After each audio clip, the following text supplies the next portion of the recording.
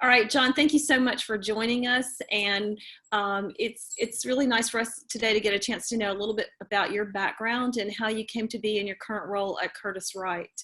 Well, hello, Gail. Thank you very much for having me. I appreciate the invitation. Sure.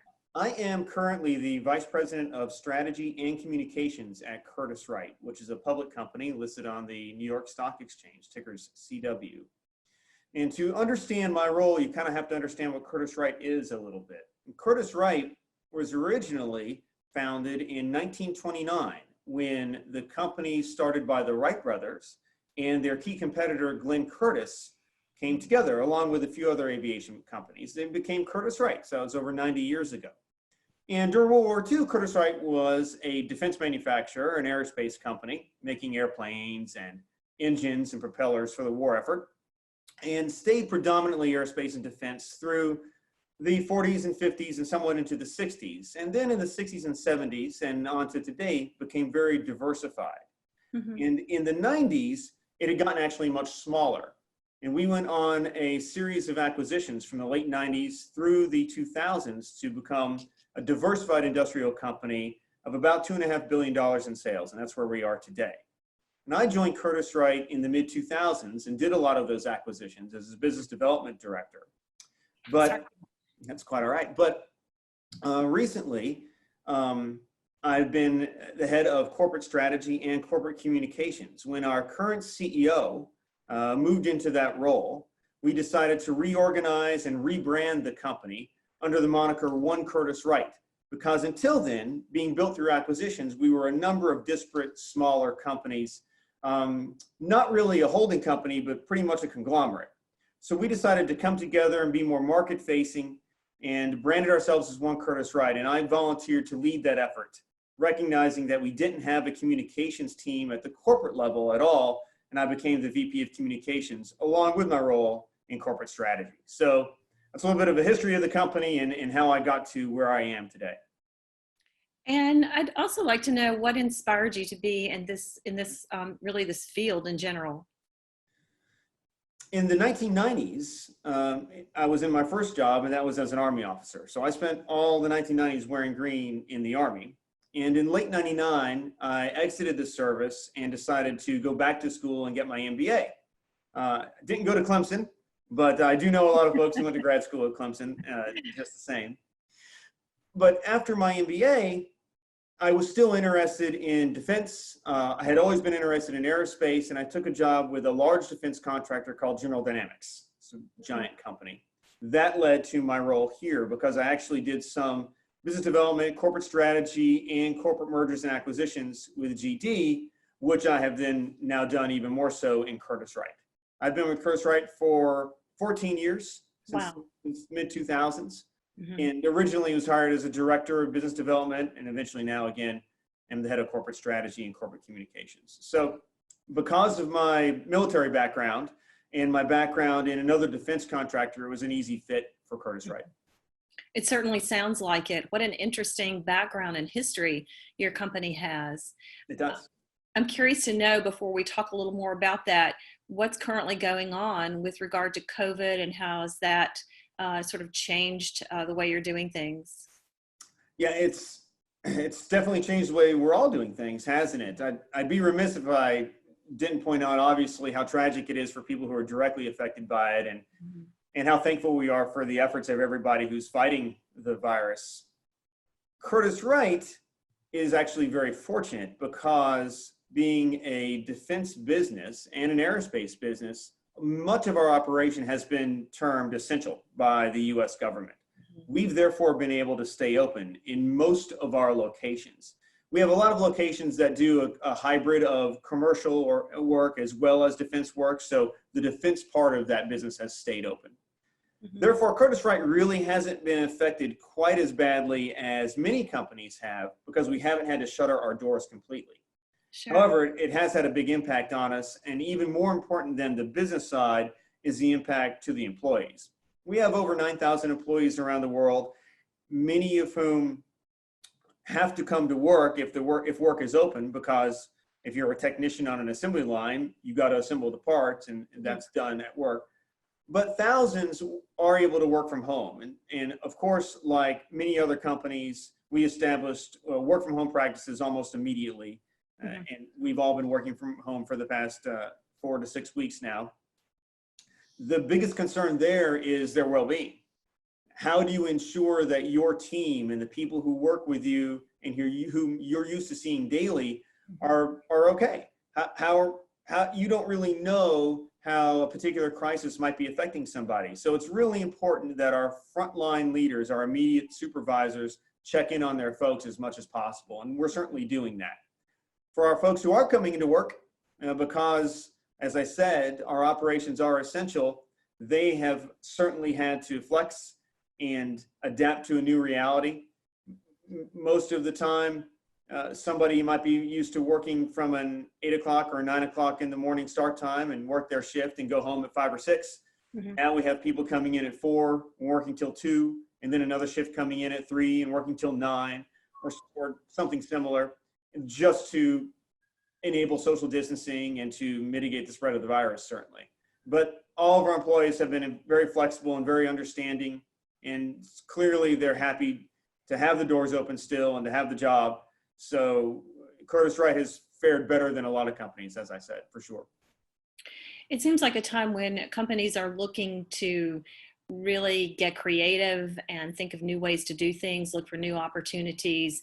And so that kind of brings us to the question of how innovation works at Curtiss-Wright, starting with kind of how it's evolved over the years and so forth. Could you, and certainly with the history of the Wright brothers, I mean, how cool is that? I'm sure you own that, space of innovation every day. But how has that kind of worked, and how do you see it going forward? Well, you're right. If the first powered flight is in your company's history, you can lay a claim to integration being in the DNA of the organization. No question about that. You heard me talk about how Curtiss-Wright was built, at least today's Curtiss-Wright, was built through a series of acquisitions over the last 20 years. When a company acquires a bunch of different businesses spread all over the place, each with their own technologies and capabilities, it can end up very siloed, and it can end up with pockets of expertise littered all over the country, and in fact, all over the world. We have a lot of facilities in Europe and in the UK and over in Asia. Innovation has always happened in all of those businesses, but it hasn't always happened in a coordinated fashion at the corporate level. 18 months ago, we embarked on a new innovation journey in Curtiss-Wright, and I raised my hand and volunteered to lead that. And our charter was to develop what I now call an innovation operating system for the company. The goal is to establish one way of innovating in Curtiss-Wright. Now, that doesn't mean that every design team has to follow the exact same R&D process. Because if you're designing a pump for a nuclear submarine, that R&D process is going to naturally be very different than if you're designing an electronic shifter for a Freightliner truck or Caterpillar tractor. Obviously, those are very different products with very different requirements and concerns, and the design process is different. However, the innovation process can be largely the same. You still have to start with a corporate strategy or a business strategy and define a need. You have to go through a stage gate or stepwise process to develop an idea, to address that need, turn that into actually an innovation project and see it through whatever your design process is. And that's what we developed. Again, we call it an innovation system for all of Curtiss-Wright that leverages the resources we already had in the corporation. Of course, we already had a corporate intranet. We had all of the IT facilities and capabilities. We had labs around the country. We have all these fantastic and wonderful engineers with great ideas. We just didn't have a way to tie it all together. And that's what our operating system does. We launched that enterprise system, the Enterprise Innovation Operating System, in August, and then quickly realized that we needed something better than a network-based file system to manage it and migrated to a customized software system that we now use that I call CW Innovation. And we launched that in March, just a few months ago.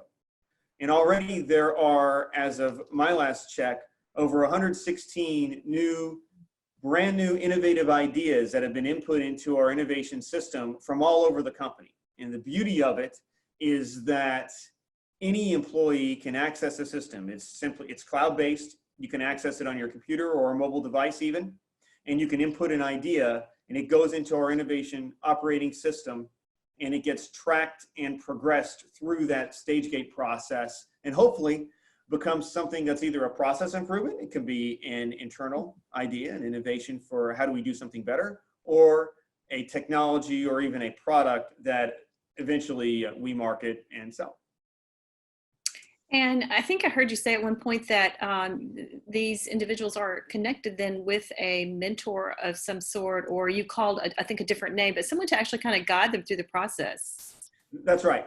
Because once again, our folks are spread out all over. So we don't have the luxury of having a large design center someplace where that's the innovation factory where it all gets done. The magic happens behind these doors. Well, the magic happens behind doors all over the place. Always. Right.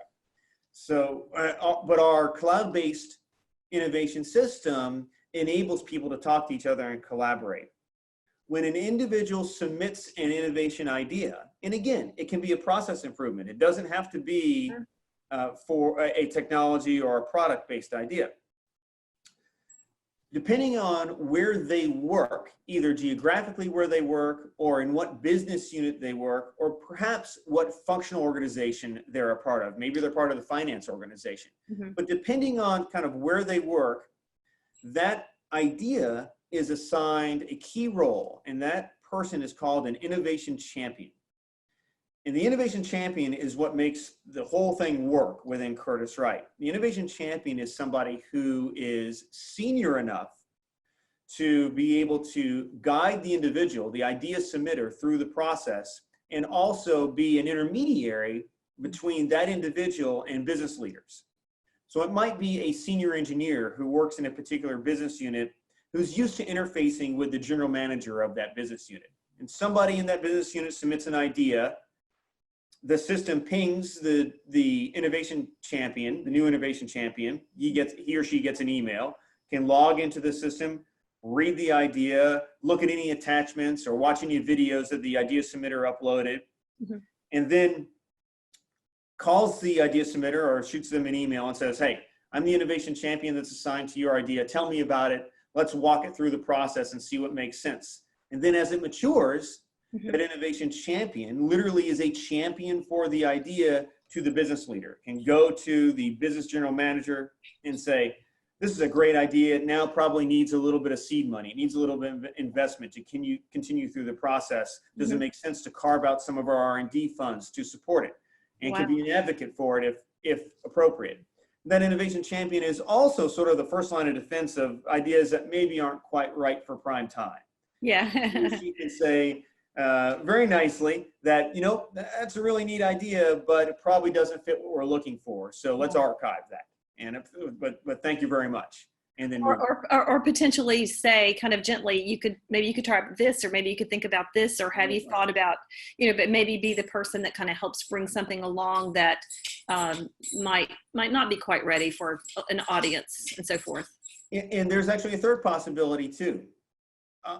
One neat aspect of the software tool that we use allows the combination of ideas. So as somebody puts in an idea for, you know, a hydrogen-powered airplane, mm-hmm. just to make up an idea, the system will immediately go and search all of the other content that's already in the system against hydrogen, airplane, powered airplane, and respond back and say, hey, is your idea like one of these 5 other ideas that have already been submitted, that somebody might be working on someplace that someplace else and you don't even know those folks and they might be doing that? If so, why don't you link your idea to them and get together and collaborate? Mm-hmm. And I'm really looking forward to seeing how all of that plays out, because the collaboration component of this should provide significant benefits to Curtiss-Wright. Mm-hmm. We always had people designing and developing things and coming up with new ideas in their own silos. But now somebody in Minnesota can submit an idea that somebody in Switzerland takes a look at and says, you know what? Our power supply would work perfectly for what that person wants to do in that electric actuator. Yeah. Let me go ahead and become part of that team, and we can work together to developing a new product. So that's kind of where the synergy should come from, and the magic should happen, hopefully. But it's early days. We'll see. It's a bit of an experiment too. Yeah, I love that. So it's a bit of an experiment. You did some benchmarking. You looked around at maybe what might work with your organization based on what might have been done with other organizations, and found potentially what could work best for you all. Are there any particular goals that you have with what you've put in place, and what might be some of the challenges going forward with your innovation, your process? Certainly, we certainly have goals. First and foremost, we are a public company, and we don't innovate just for the sake of innovating. We do want to create either process improvements to improve efficiency, or at the end of the day, develop technologies and products that our customers, either today's customers or tomorrow's customers, will value. And eventually turn into sales for the company. That's why we're here. But beyond that, a goal of mine is for not our 2,000 or 3,000 really smart engineers to use the system to innovate, because they will and they already are. My goal is for the other 6,000 people who previously never had a venue for collaboration and submitting their ideas to become engaged and to really drive a true culture of innovation through the corporation. You can argue that a culture of innovation exists in our design teams, in our engineering centers, unquestionably. But does it exist in a finance shared services center? Why couldn't it? Why couldn't somebody in finance say, I have a great idea on how to close the books a day quicker? Yes. Let's submit that through the innovation system and see if we can put some resources behind it, flesh it out, and make it work. That could easily be a great success story coming out of our innovation operating system. And I think it will be, because more and more people are learning about the system. More and more people are logging on every week. And I think it'll only grow. It just takes a little bit of time to build momentum, and constant communication, of course, and constant learning. So that's a goal of mine for the system, is for a lot more people to use it than just engineers. Right.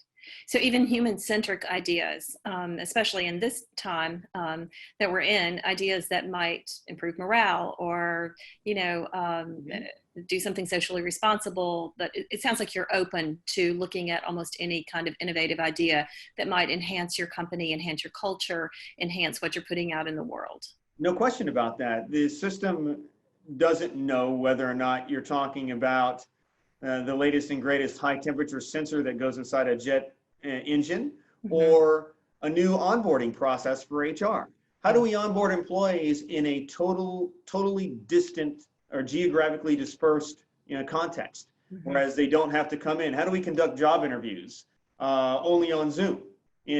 Are there different procedures? Is there a better way to do it that we haven't thought of yet?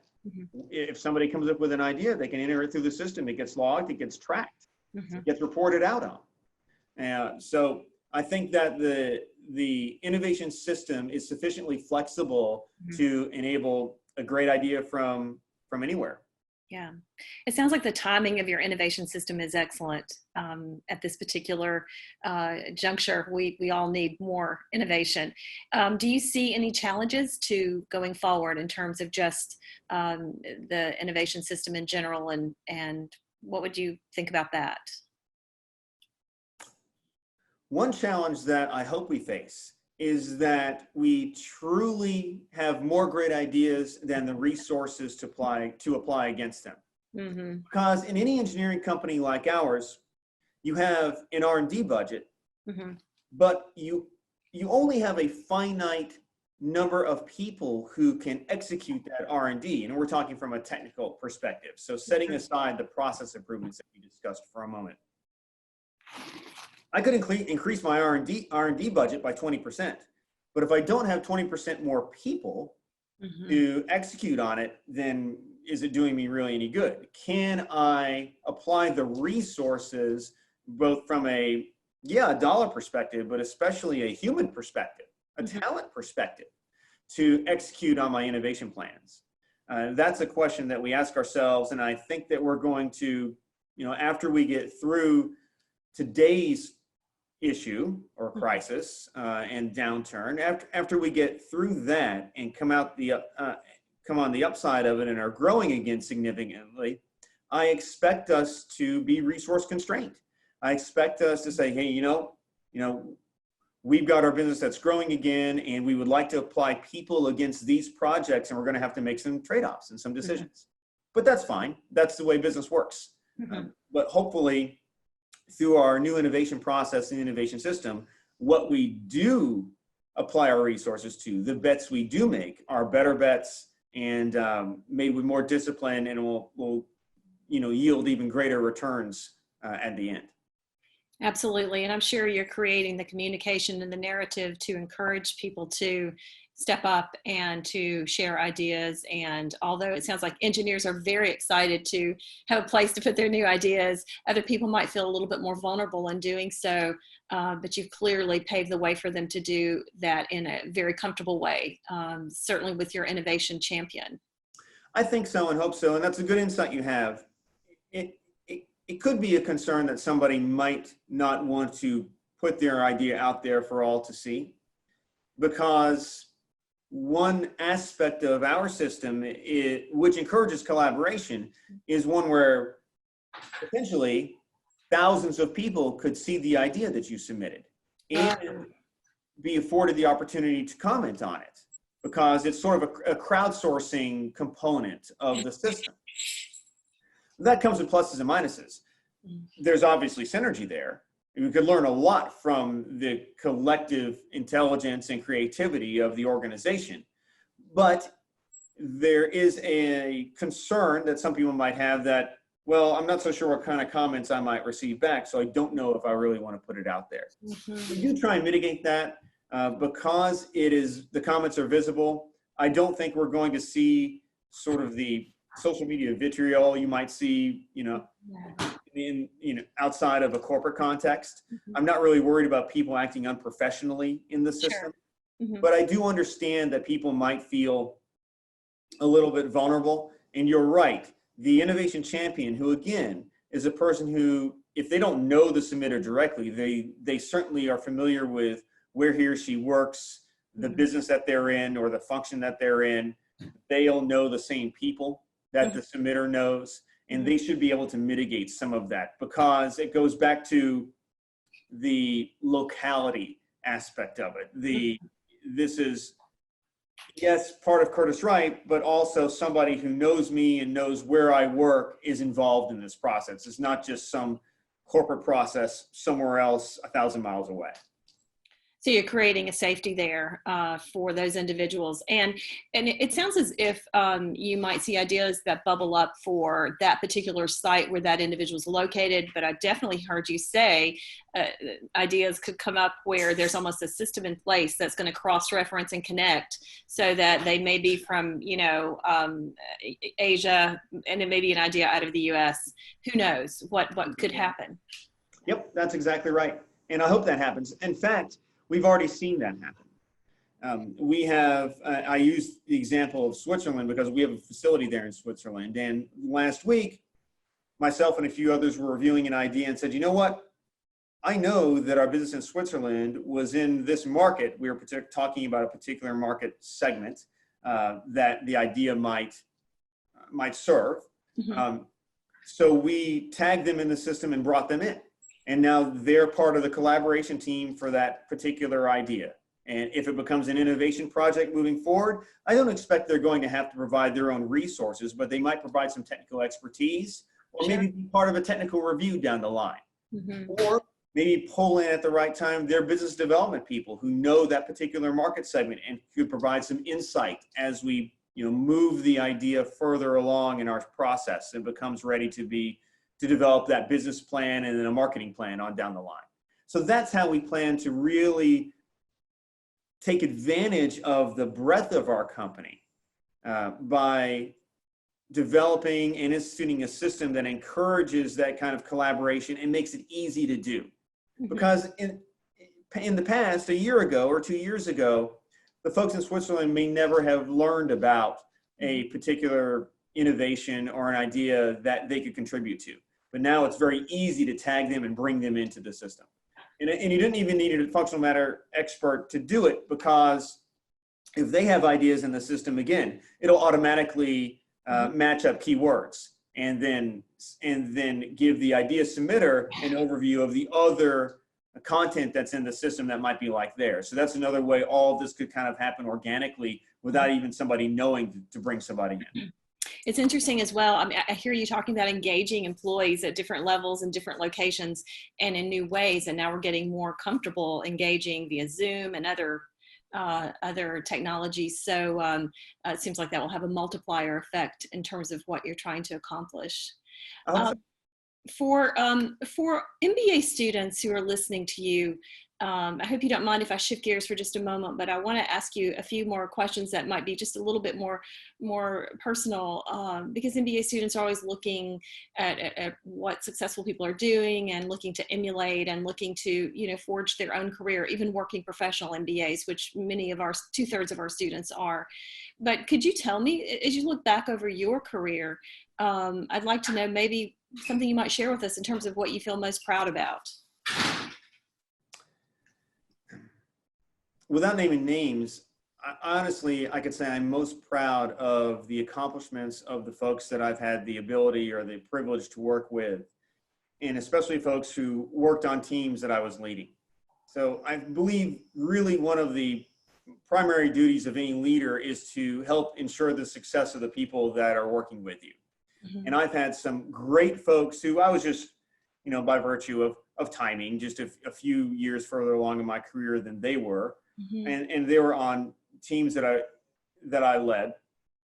And we were able to develop personal and professional development plans for them, leverage some resources to get them the kind of training or the extra school that they needed or wanted to go to, and really looked out for great career opportunities for them. And you have to be willing as a leader to let the folks on your team spread their wings and go do something else. Yeah. You see that a lot today, where nobody wants to give up a high potential or a strong performer, because how do I replace that person?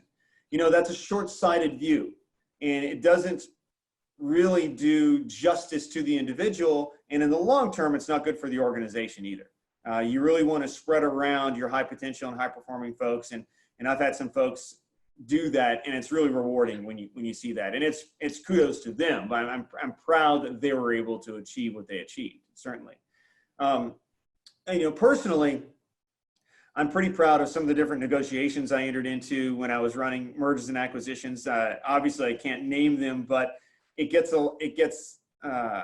really interesting at times, and it can be a lot of fun and very rewarding when, if you go to bed at night and you would bet $100 that this deal is dead and it's not going to survive and there's no way. And then you wake up with an idea and says, no, wait a second, if we do this and I offer them that, maybe we can come to an agreement. And there's usually an agreement to be had, not always, but there usually is, if you're creative enough and flexible enough and patient enough. And I've gone through a few of those in my career and really enjoyed it. And so I'm proud of that as well. That's really exciting. What about, how do you get yourself in that creative space? When you're that creative frame of mind, when you've really got to work on something and look at it from many angles. Yeah, to me, my kind of creativity, honestly, is problem solving. Because I wasn't gifted with the ability to, write a concerto or paint a beautiful picture. I don't think, unless it's paint by numbers. But certainly when confronted with a very challenging problem, one can apply creativity, right? I mean, you have a lot of examples in our daily lives of people who came up with new and creative ways to solve a problem, or even solve a problem that people didn't realize that they had. That is a bit of a process for me. And it really does literally start with, the classic clean sheet of paper. For me, it's a clean whiteboard. So I'll go into an office that has, a giant whiteboard on it, and I will first write down the problem statement as I know it. Then I'll write down the resources that I have, or we have as a group, that can be applied. And that to me just gets the wheels turning, and it sparks creativity. I don't know if I'm a above or below average creative person, to be honest with you, but I do enjoy the problem solving process. Mm-hmm. And to me also, once you kind of go through steps, you diagram out maybe what you want to do, you will always get to a stumbling block. It's like the classic writer's block, right? You'll get to a point where I don't really know how to go forward. Let it sit for a while. Go do something else. Yeah. Sleep on it overnight or longer than that. Mm-hmm. If it's a weekend, if you enjoy going outside, or go play golf or tennis, or do whatever you like, go for a bike ride, wherever you want to do, and clear your head, and then come back to it Monday morning and things might look different. And that's actually for me, definitely a part of the creative process is giving things time to sort of, as I said, percolate, to sort of, mull them over a little bit.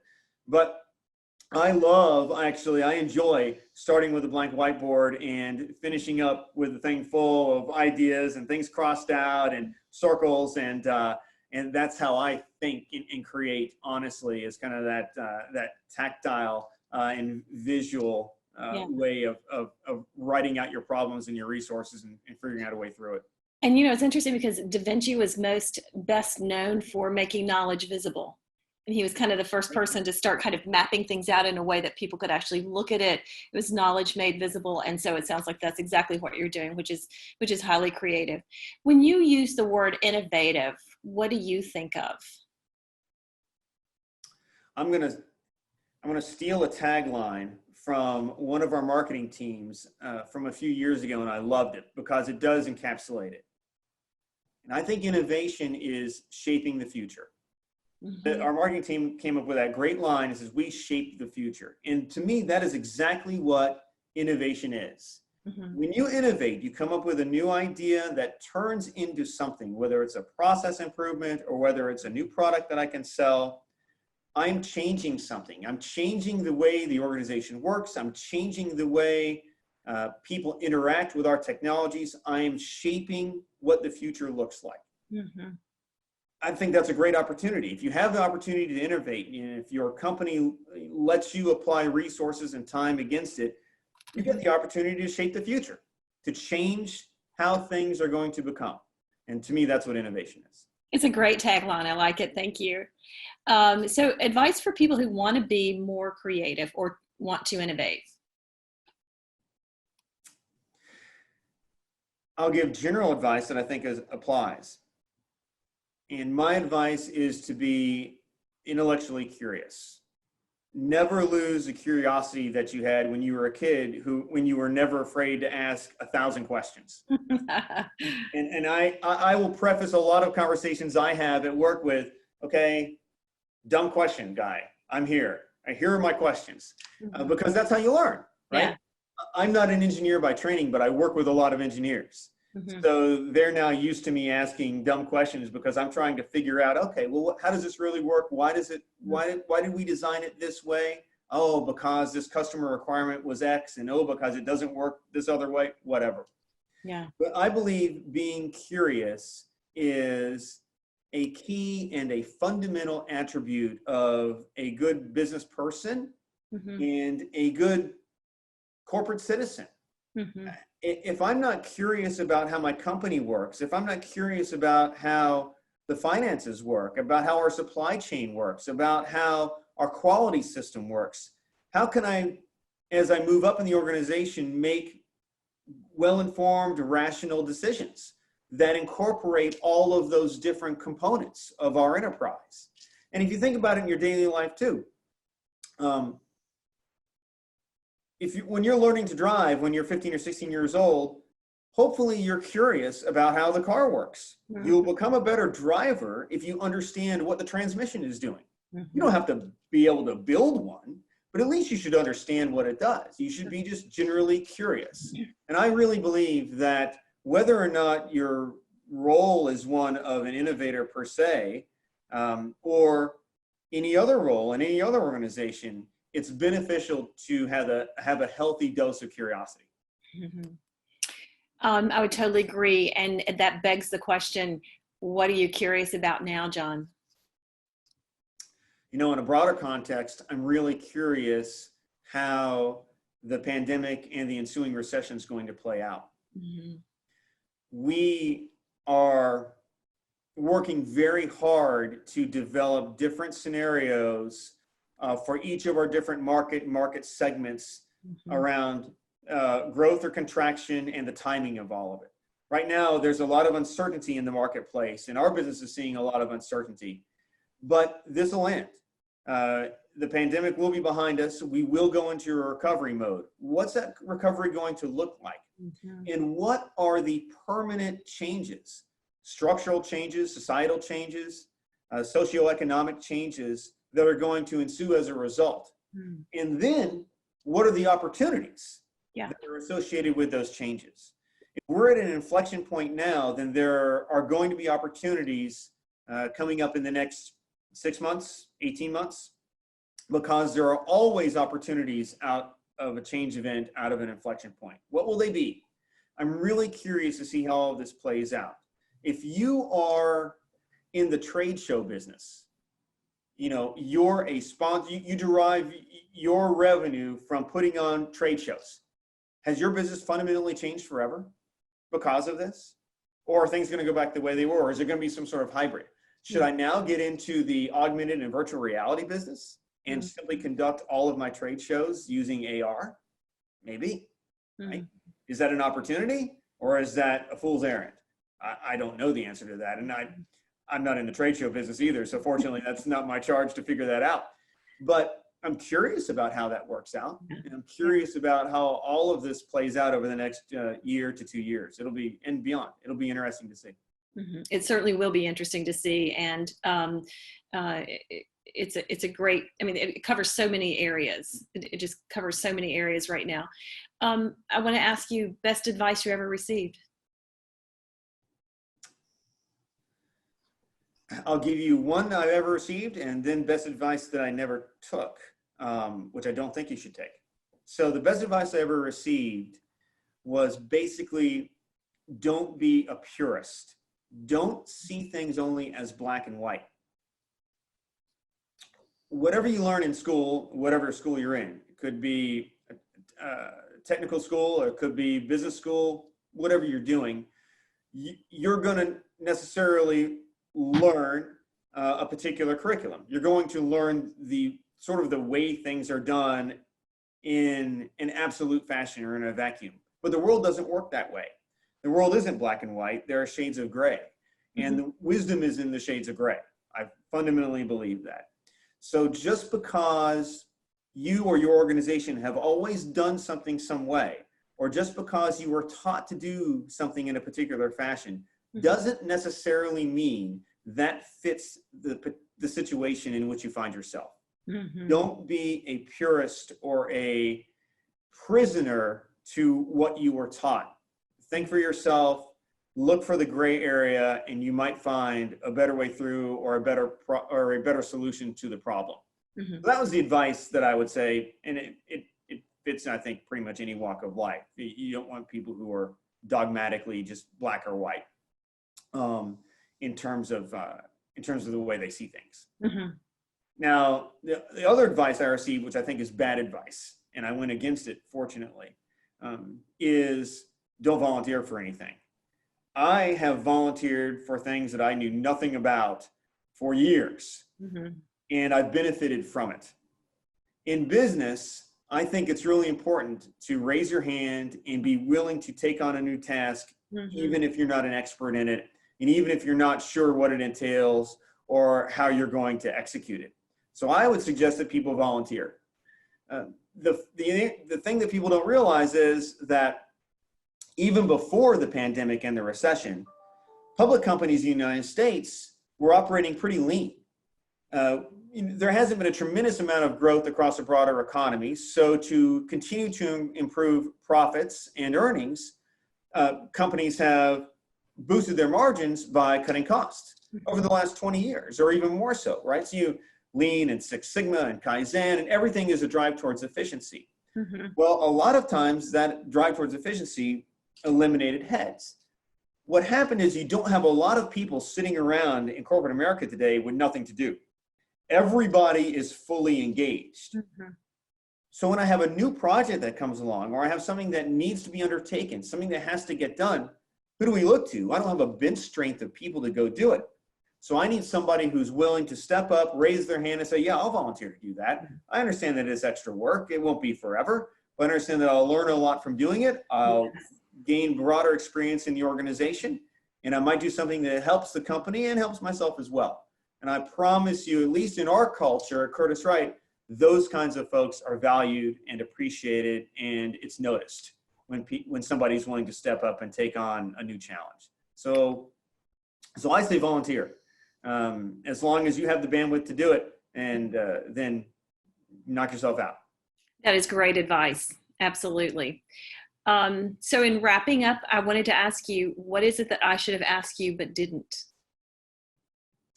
Well, I'm sitting here in Charlotte. You're down, you work for Clemson.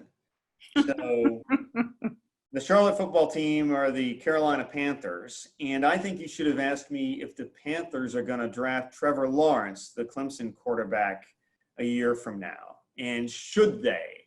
You know, if we play poorly enough, we might be able to draft him. So I think that's a strategy that the ownership is looking at, and the coaches are looking at, and just like we're trying to figure out our business strategy, they're trying to figure out theirs as well. But I'm sure they are. Well, is that at the end of his third year?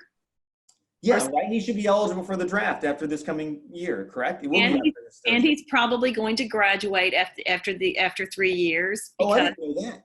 Yeah, no, because he's so smart. He's supposed to actually graduate, have enough credits to graduate. I checked with sources about this because I was curious, and I think he actually, after 3 years, is actually able to graduate. So there actually are many people kind of close to him who think that he might go after 3 years.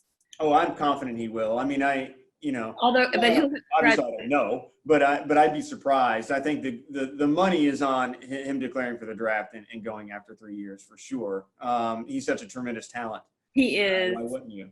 So and such a good person too. That always helps to have both. Yeah. Oh, for sure. No question. No yeah. question. Well, that's a great question, and good luck with that. So, John, I can't thank you enough for joining us. It's such a pleasure. I love what you're doing at Curtiss-Wright, and I want to hear more about it. And hopefully, you'll speak to our class sometime this summer. Well, I would be happy to. It was definitely a pleasure to meet you, and thank you for having me. And good luck with the podcast and the program, for sure. Thank you, John. Take care. Bye.